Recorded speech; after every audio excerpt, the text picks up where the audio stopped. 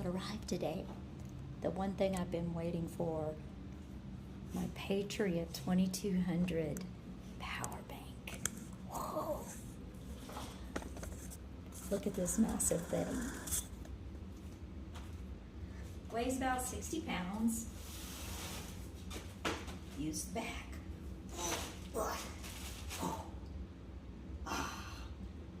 This is the last piece I needed, and everything has come together.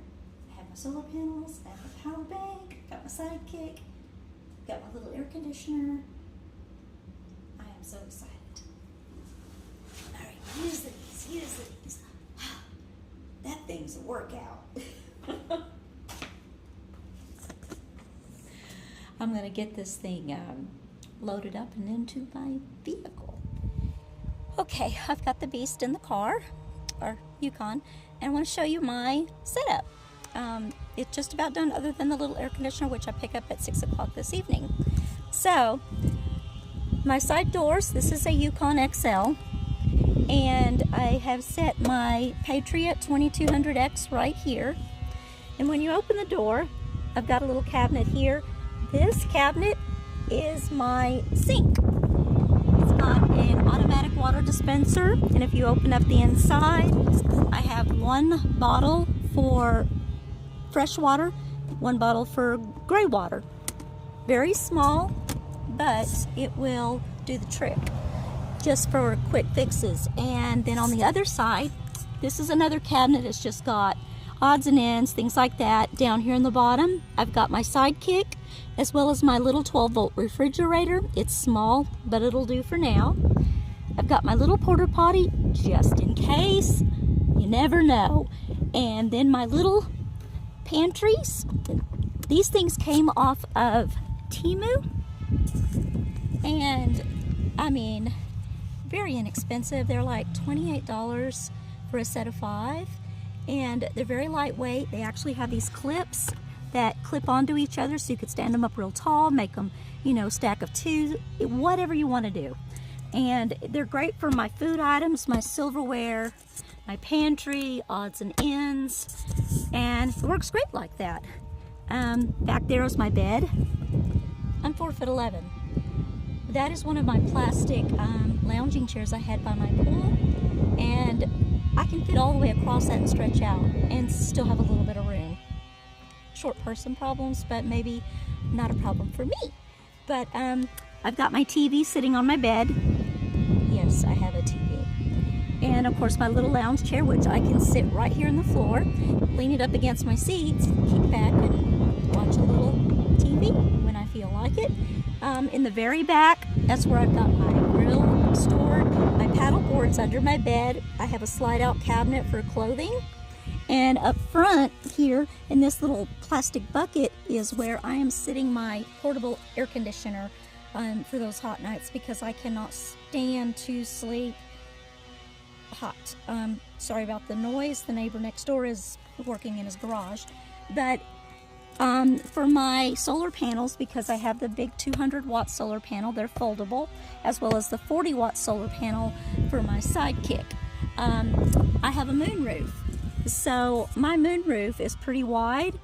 I actually put my Starlink Mini up in that moonroof, but I also can stand up, stretch my panel across the top of the vehicle. The only trick is don't drive off and leave it. That would suck for me. So I will always have a note. Double check everything. Plus there'll be wires hanging down, so I'm gonna know automatically. But you know, I wouldn't leave them up at night. When I go to bed, I pull them back in. But that would be a great place to set my panels. You know, just lay them up there on top. But anyway, that is my setup.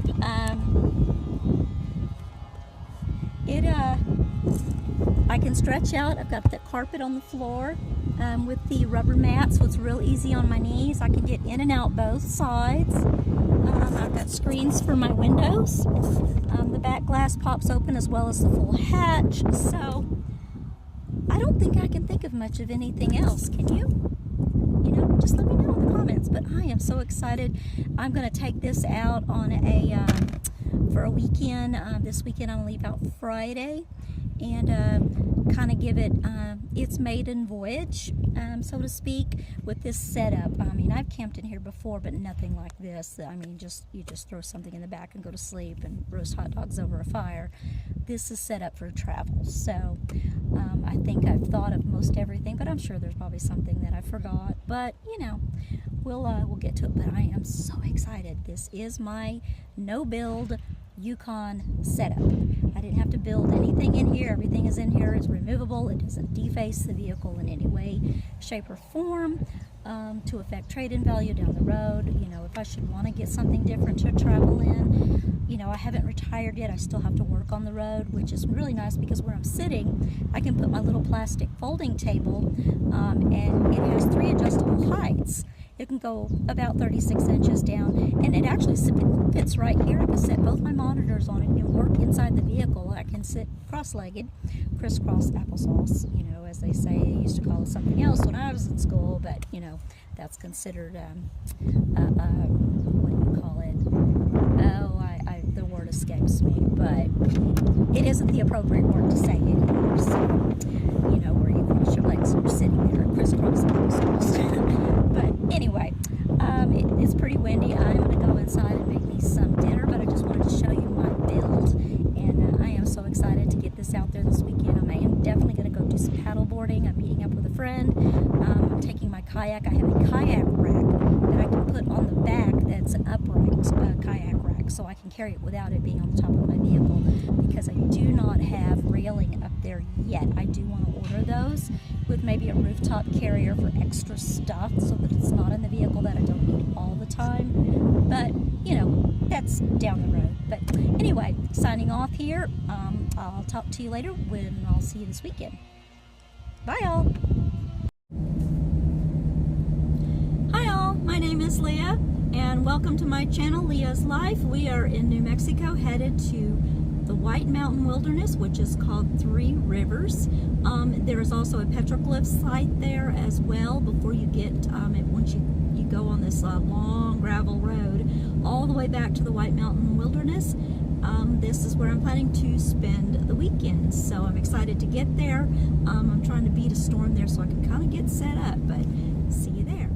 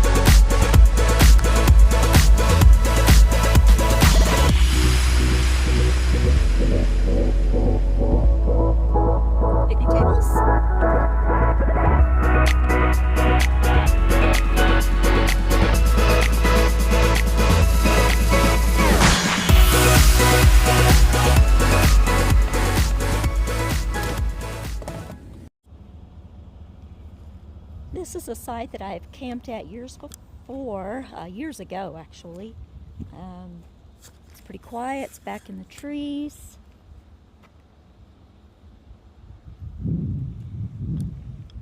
Right over there is one of the vault toilets. But what I like about this site is you can go down this little trail right here, and there's the river. And I can hear it running.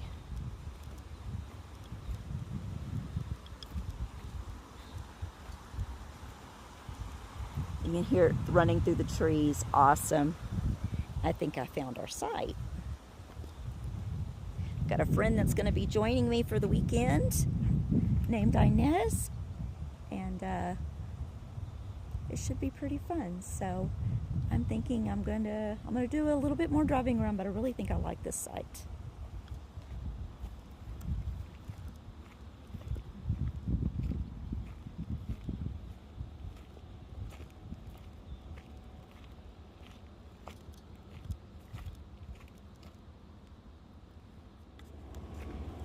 Okay, I've picked site number 7. The one that I really want, that I used to camp out, is actually not a site anymore, so you can't camp there. So I found a nice level site, and this is all of the information for Three Rivers Campground. It's $15 per site with 1 vehicle, $20 per site with 2 vehicles.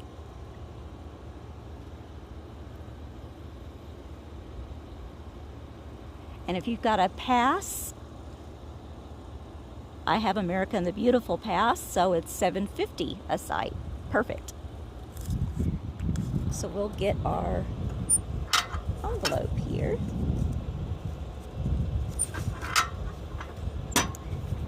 And get this filled out. Claim our site.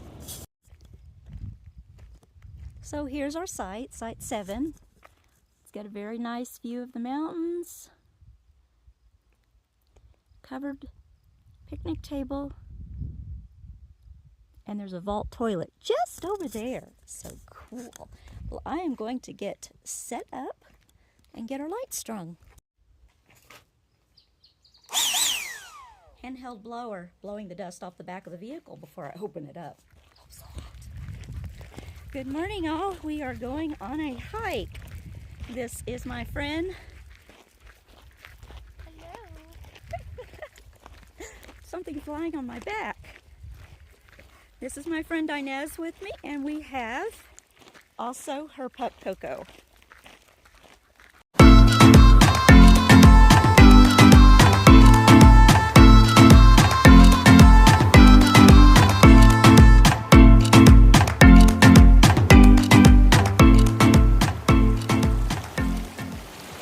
Such a pretty river.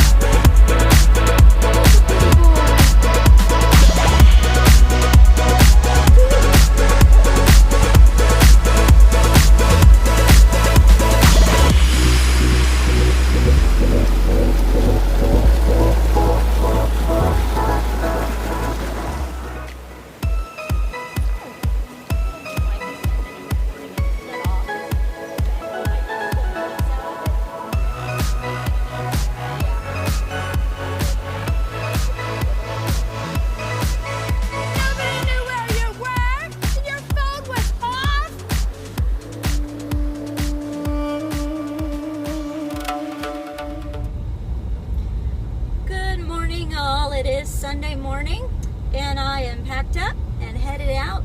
A great weekend of camping, a little bit on the warm side. So I think my next destination is I'm going to be headed up higher into the mountains to get out of this heat a little bit. But again, it was a great weekend. We did some hiking.